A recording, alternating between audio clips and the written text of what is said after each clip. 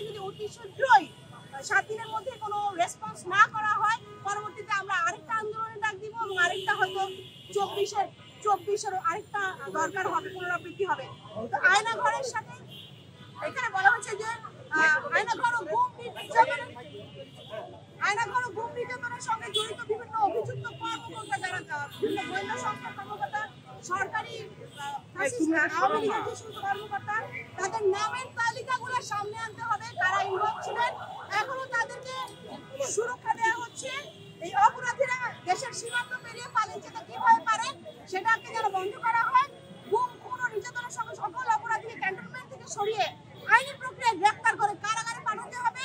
অভিযুক্ত উচ্চপদস্থ যত কর্মকর্তা পদ থেকে অপসারণ করতে হবে এবং তাদের বিরুদ্ধে সুষ্ঠু বিচারিক তদন্তের ব্যবস্থা নিশ্চিত করতে হবে। মানবাধিকার লঙ্ঘনের সাথে জড়িত র্যাব, ডিজিএফআই, এনএসআই, ডিবি, সিডিডিসির সকল সদস্যদের জবাবদিহিতার আওতায় আনতে হবে।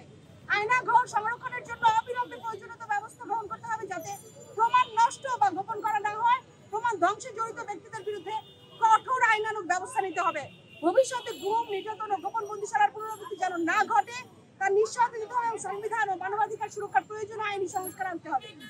গুমের শিকার প্রত্যেকটা পরিবারের সদস্যদের রাষ্ট্রীয়ভাবে স্বীকৃতি দিতে হবে এবং তাদের দায়িত্ব সরকারকে নিশ্চিত করতে হবে।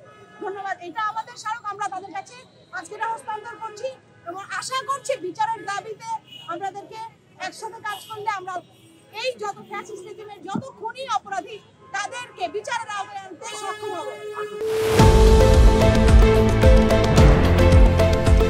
দেশের পাশে, বিশ্বের সাথে, মেট্রো টিভি।